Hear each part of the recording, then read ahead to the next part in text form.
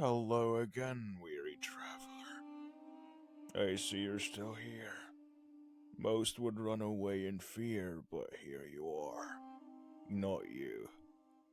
I have to give it to you. Either you're very brave or extremely naive.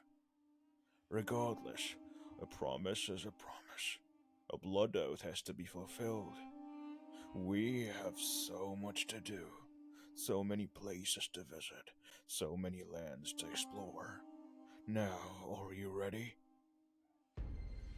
Well, I hope you are, for this is a tale from a land far away, more ancient than gods and titans, a tale older than the dawn of time itself. In the beginning, there was only chaos. The never-ending oblivion ruled over all. Then out of the formless void sprang forth three more primordial deities, Gaia of Earth, Daughters of the Underworld, and Heirs of Love. Gaia and Chaos were able to procreate, shaping everything known and unknown in the universe. Chaos gave birth to Erebus of Darkness, and Nyx of Night, and through their union the rest of the deities emerged. Meanwhile, Gaia gave birth to Uranus, the starry sky. Uranus became Gaia's husband, surrounding her from all sides. Together, they produced three sets of children: the three one-eyed Cyclops, the 300-handed Hecatoncheires, and the 12 Titans. However, Uranus was such a cruel husband and an even crueler father. He hated his children and didn't want to allow them to see the light of the day, so he imprisoned them into the darkest place there is on Earth, Gaia's womb. This angered Gaia, and she plotted with her sons against Uranus. She made a great adamant sickle and tried to incite her children to attack Uranus. All were too afraid except for the youngest Titan, Cronus. Gaia and Cronus set up an ambush for Uranus. As he was preparing to lay with Gaia, Cronus castrated him with the sickle, throwing his severed genitals into the oceans. It is unclear as to what happened to Uranus afterward.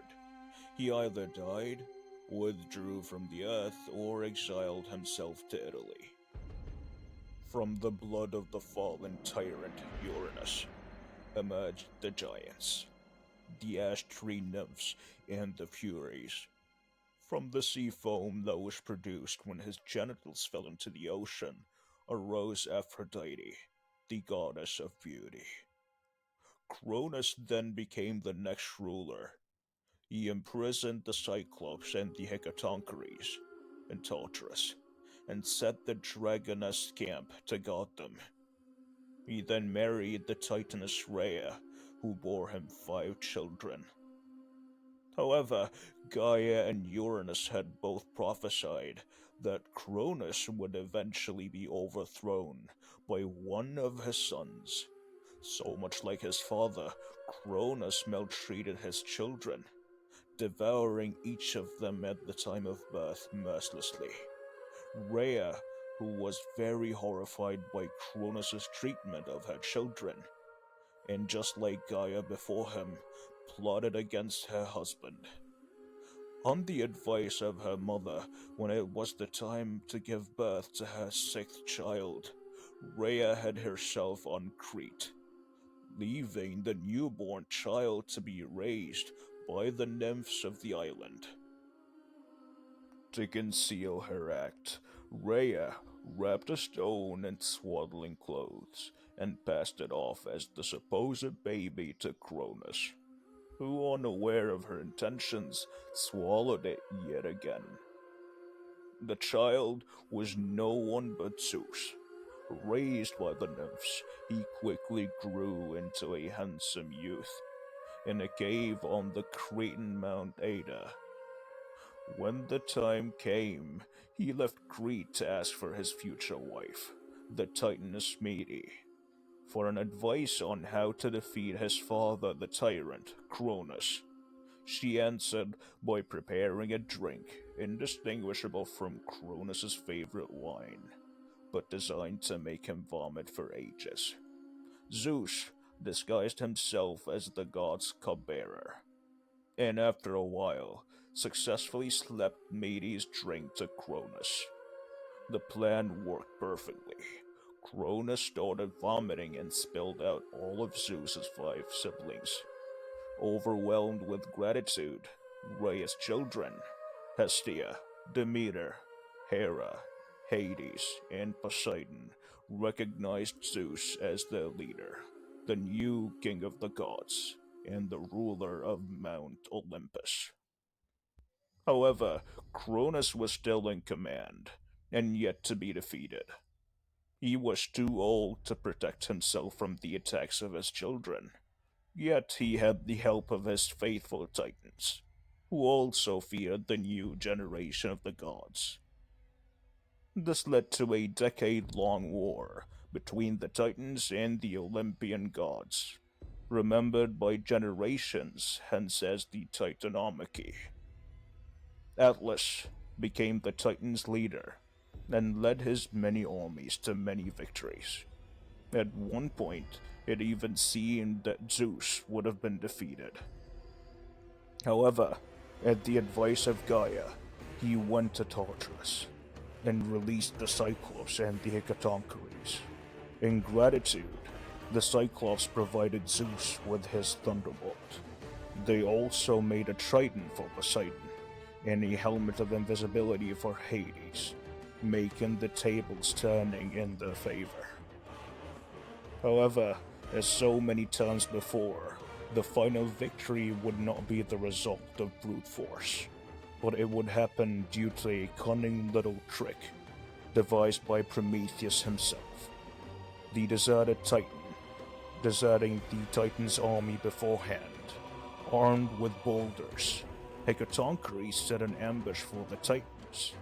At the right time, Zeus retreated his forces, drawing the Titans into the Hecatoncheires' trap. The 100-handed ones started raining down hundreds of boulders with such a fury that the Titans thought that the mountains were falling down upon them. They ran away, and Zeus could finally consider himself the king of the universe and the ruler of Olympus. Zeus exiled the Titans who had fought against him into Tartarus. He made an exception with Atlas. Though being the leader of the opposing force, he was punished to hold the universe on his shoulders. Zeus's power would be challenged on few occasions afterward.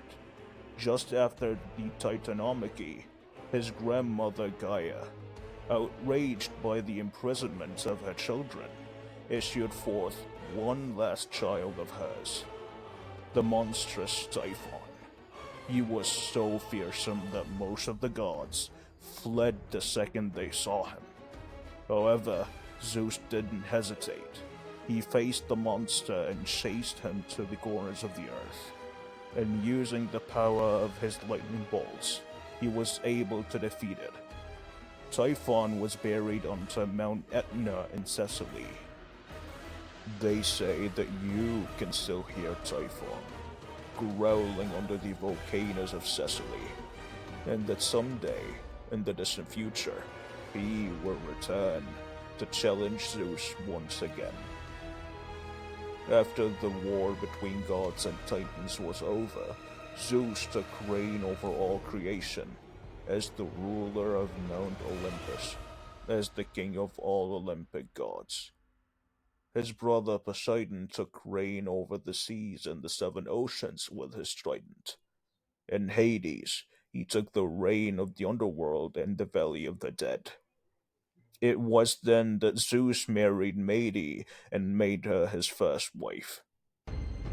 And this, traveler, is the story of how Zeus and his 5 brothers ascended Mount Olympus. ruling existence for their own. Were you satisfied with what you heard so far, traveler? I can see that on your face. One tale for the night would be enough. We have all the time in the world. But the question still remains. Will you stay? Will you flee like everyone else? I guess we will wait and see. Only time can reveal all mysteries.